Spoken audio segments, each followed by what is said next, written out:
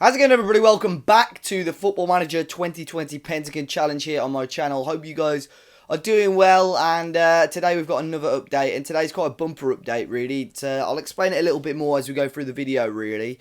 If you haven't caught the last few videos, be sure to go and check those out, because, of course, now we have moved continent, and, of course, you may well have seen on the thumbnail, the Asian Champions League should have changed colour now. But today, where we have obviously moved continent, you're going to be finding out where we have gone. But yeah, let's go jump straight into it. So we are now in South Africa. So we're going for the African Champions League, and this is where I joined the team SuperSport United. So it took us a little while after our job at Guangzhou to move on, really. And if you go on to job history, we left Guangzhou at the end of 2024, or November, and it's taken us a few months to actually find a job that we wanted. And in the end, we have found SuperSport United. And the main reason I've joined these guys, they are 6th in the league, but they're still in the African Champions League quarter-finals. So a chance for us really to almost a smash and grab to win a final, really. However, obviously, let's move on to now where I am and whereabouts we are with the save. So you'll now notice in terms of dates, we've skipped forward about a year. Unfortunately, in terms of the Champions League and so on, that season it didn't quite go to plan. I think we knocked out in the semi-final in the end. But I came into this team, SuperSport United. They had an extremely young squad, so I had a big summer and so on ahead of me. But I'm pretty sure, other than the games in the Champions League last season, we went pretty much undefeated. So I knew we had a really strong team. So let's go and jump into the transfers first, and we'll talk about that, really. So let's go to transfer history. It was an extremely busy summer for ins and outs. I'm going to really quickly skip through every single player we brought and go through a couple of the main outs, really. So, first player was this guy, Aneli Mofokeng. He's in the reserves, not played for me as such, but man, just notice his record, 23 and 23 for the reserves, little baller. We're going to Leroy and Luvu.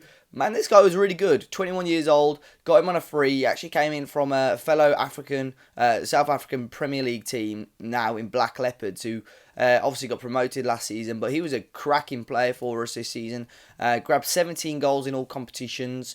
10 in the African Confederations Cup, which we'll go through shortly. But yeah, he was a great winger. Loyiso Matloga, he's been sat in the reserves as well. Been a fantastic 23 games and 8 average rating, which is unbelievable in the reserves. I think he was in the squad for a couple of games, but didn't obviously make any appearances in the end. Oswin Apolis, probably the biggest transfer of them all in terms of value. He was at Porto. He was a player that had actually played for SuperSport in the past, moved on to Porto, and I re-signed him. He was transfer listed, but good player, really good for us this season. £1.1 million. 1 goal in the Confederations Cup, 4 goals in the league, overall 7 in all competitions. Really cracking player, really good average rating as well. Mainly playing in that central midfield role, but played in the attacking midfield role as well. And for this level, a really decent player. Ayanda Motung, probably you'd say. I really like this guy, mainly because his heading, his finishing was good as well. Decent composure. For a young lad, I thought he was a great signing. Board weren't too happy. They felt I overpaid for him slightly. 450k isn't a small amount in South Africa, so but we did. And 18, in front of goal. If this guy gets a chance, he's going to bury it. So yeah, had his chance, scored 13 goals for us, which of course is always handy. Tim Malaba from Kaizer Chiefs came in. He's already been loaned out. He was obviously a young centre-half that we signed up. He'll probably be in the first team next season, because defenders are normally quite difficult to get hold of. Luis Adventula, who was a weird signing, really was only for a backup. As you can see, obviously with him now retiring, he was only at the club for half a season. Played 4 games in the league overall, 6 games overall. Yeah, did his job really as a backup. We did raid Mizhao, as you always do. We signed at Charles Eze, 210k. He was a player that was already at the Chinese club, the player that we've had no dealings with prior, to be honest. But again, he was almost ever present for us in the league. And look at that average rating, unbelievable for us this season. Added that bit of experience at 28 years of age, obviously. A lot of the players a lot younger. Matthew Leckie was another one that added experience. Didn't play a huge amount, but played when we needed him to, really. And I think, yeah, his contract's up. We won't be renewing it, to be honest. But, yeah, veteran, Australian, almost 120 caps for his country. Played in a lot of different countries, most recently coming from Slavia Prague, so decent level. And, yeah, he was a good player. And scored a couple of bangers, I think, as well. Yeah, 3 goals overall. All beautiful strikes as well. This guy was a player that I wanted to sign on a permanent deal. Didn't quite go through, so I managed to get him on loan instead. Diogene Oliveira. Wow, look at him. Physically brilliant. Another unbelievable player. If you look at those average ratings. A player that hopefully I'll have a look at, maybe trying to keep for next season. But young, under 20s Brazilian. And he was a great player for us as well. Next up, we look at another guy who's sat in the reserves at the moment, Shamil Fanteni. Basically, I think the director of football deals with a lot of young players, so if he sees anyone that he thinks is decent potential, he tries to sign them up for, normally it's pretty low fees. So he was one of them. Another defender that we signed from Ajax Cape Town was Nicholas Christians. Took him a while to actually grab a goal, which you don't really expect from defenders, but scored 2 pretty late on in the season. But a great young defender, another 20-year-old, another player with huge potential. And if we ever come to sell him, we're going to be getting a hell of a lot more than the 450k that we'd spent. South Africa, seriously, is a hidden gem for some unbelievable players. Sitol was another youngster that came in. To be honest, the potential ability of some of the youngsters this guy is signing isn't great. But in the January transfer window, we brought Asenelli, Velebhayi. He came from Braga, so another South African coming from Portugal, and he was great as well. Obviously, didn't play a huge amount of games with him coming quite late in the season, but another player with some fantastic average ratings overall. Tiani Moloto was another player that came into the reserves. I think he did get a game in the end. Yeah, a couple of games in the FA Cup and a couple of games in the Premier League as well. Antonio Dumas-Serino was another player. He was signed up in the end, 525k. And yeah, great player for us. Needed a work permit, but obviously signing for 325k is another player that's got caps for the Brazilian under-20s team. And yeah, came into the team, did the job, looking good, looking like a good player. This guy came in from Swallows. He was again another player which was signed as a reserves player. And the final player was someone that came in as a backup for just 9k. I think we signed him on a free, and then obviously but we signed him up for 9k, and he was a backup really. Was Roderick Cabwe. In the end, for us, playing 1 game in the league, 3 games in the cup, and 2 games in the continental competitions. But yeah, decent player for us, to be honest. Not a bad option. He's here for another year anyway. But now we move on to the outs. We'll only go with the big outs really. Sold one of our left backs to Sporting for £1 million, which is a huge amount really for a young South African player. Good player for us. Didn't really want to sell him, but we did that, and he didn't really play much. So maybe he's a player that we could look at possibly getting in on loan next season anyway. Goodman Moselli, he went to Misau in the end. Central midfielder. Again, I've got better players, and I think for the amount of money that Mejo, Misau, whatever, spent on him, that's a lot of money for the club to bring in. Couple of players also left. Some in particular I wasn't too happy with was this guy, James Ramaning. He was a backup player really and just kept moaning about game time. Orlando Pirates ended up getting him on a free, I think. And I just sold him because he was refusing to sign a contract anyway. So we moved him on. There was a couple of players in that sort of situation, to be honest. I'm going to quickly look. There's nothing in the transfer centre, but I'm pretty sure there's a couple of deals. Yeah, that are going on. So yeah, there's loads. So the board had a takeover actually, and over my head really, I had no say on this. Managed to sign this guy, Jorge Di Pasquale. He's not actually too bad. Central midfielder. They've spent a lot of money on him, to be honest though. 1.4 million up to 1.8, but I think next season he could be a really good player for us. Great passing, some decent mental attributes as well, so it'll be interesting to see how he gets on. This guy's coming in as well on a free. Not too sure, he'll probably be a reserves player, to be honest, but there's some huge players going out. In particular, Simo Michali, he was a player for us that played a lot of games, 45 games for us overall. He's going to be leaving, mainly because we didn't really have a left back, so we covered there a lot. But yeah, he's leaving on a free, which is painful. And most painful is probably Papi Shozi. Player who's a good player, scored 26 goals for us this season from the wing. Great player, but he's going to be leaving and joining our Chinese friends over at Mejo, who have really, managed to do us over there. They're currently bottom of the league, but Mr. Dong Dahi smashing it in China still. So let's go on the competitions. What a season this has been, to be honest. Wow, one of our strongest seasons in particular. Of course, I didn't really go through it in the South African Premier League. Before I go really in depth with everything, if I quickly go on to the stages, and if we go last season in the league, I ended up getting them from 7th to 3rd in the league. Now, that is not enough to get in an African Champions League spot. So, we're in the African Confederation Cup, which is sort of like the Europa League as such. So, we were in that competition. In the league, unbelievable. 81 points out of 30 games. In the end, only getting one defeat, which was painful, really. I'll show you that game later. But plus 60 goal difference, we smashed it. Unbelievable season. A couple of players getting almost 20 goals in the league in 30 games, which is great. African Federations Cup we won. I'll show you that as well. We made an absolute mockery of that competition, which was unbelievable and really does bode well for next season. Now we're going to be in the African Champions League. Hopefully going to be winning that with SuperSport next year. South African Knockout Cup, there's loads of trophies. We knocked down the quarterfinal of that. The board weren't too happy because they wanted to reach the final as a minimum. The South African FA Cup we won, and the South African Super 8 Cup, which is a little cup competition they have towards the start of the season, we won as well. So 4 trophies won in the end, a quadruple for us, which is huge. And we'll go through each competition one by one. So South African Premier League. Well, let's go on our results and have a look at how we did. So let's start off with the friendlies. A pretty straightforward pre-season for us, including a 15-0 win over Eldos Sporting.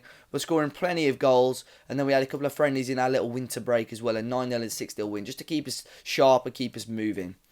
In the league, it was an unbelievable feeling. Towards the start of the season, obviously we had the Super 8 Cup, we had the Confederation Cup qualifying, so our games in hand were all over the place really, but we coped really well, and in particular December. Look at that schedule in December.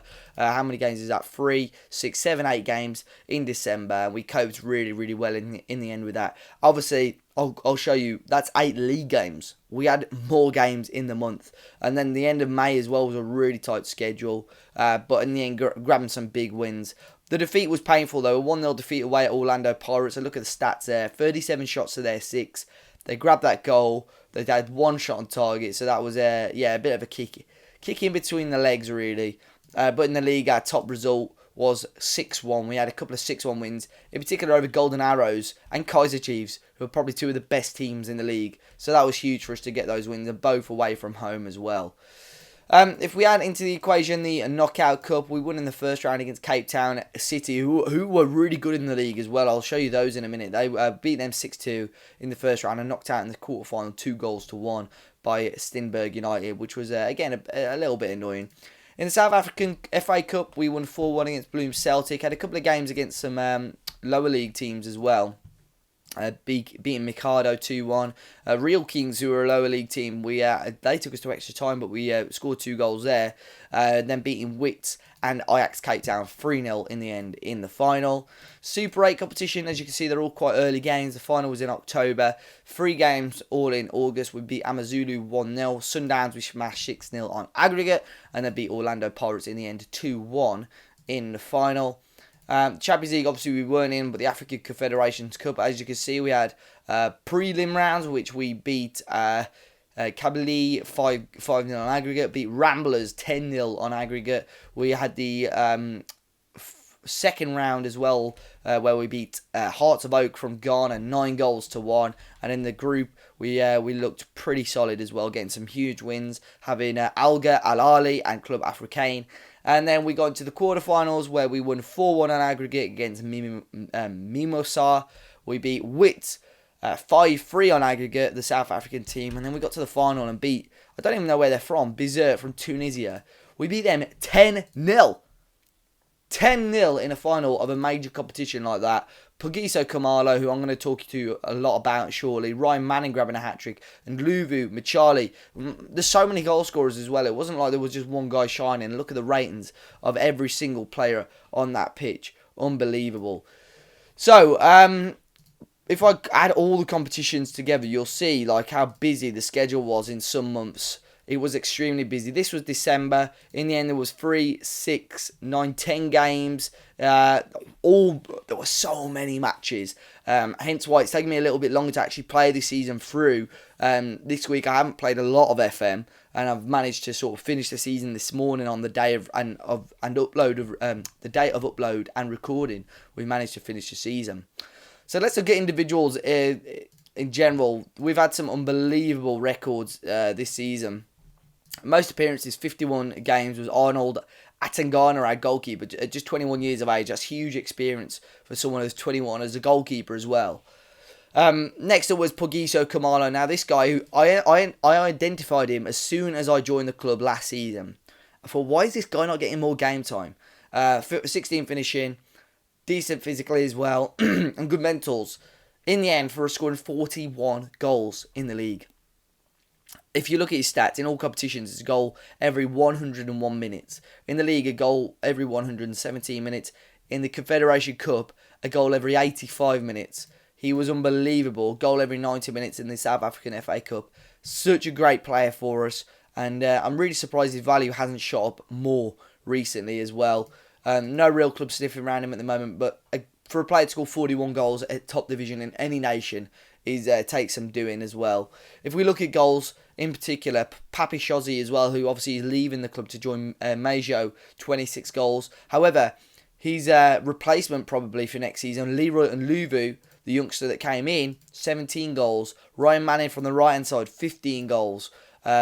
Motong, who was the backup striker this season, scoring 13 goals. You look at his stats, not too bad minute ratio to be fair.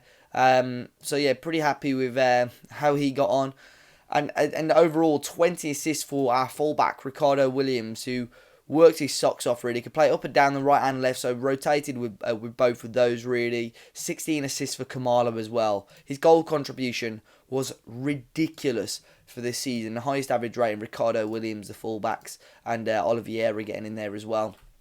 So the team is strong. And you look at the age, if we go on general info, you look at the age of some of these players. All of these guys, let me get rid of the reserves and under 21s. All of these guys here are under 23. We've got a couple of players, the slight anomalies that are the Leckis and Cabways, who are obviously backup players, but we've got such a young team here, and I think as long as I can hold on to these players, we've got a serious chance of getting a huge Champions League win next season. But it's going to be difficult. Obviously, a couple of key players leaving the club. Overall balance is like nothing compared to obviously the Guangzhous and stuff that we've been at previously, but really happy with that, and already our season with the most competition wins and so on as well. So we moved on there to our sort of for 1, 2, 3, 4, 5, 6. That was our sort of 7th full season in charge of a club. You could be, it's a great feeling. What a I wish we could have finished the season unbeaten, but we smashed the opponents. And I think we're only going to strengthen our squad in the summer as well. So it's going to be really interesting to see what they say. The club info and, the manager performance with the board is slightly different because we had a sort of takeover halfway through the season as well.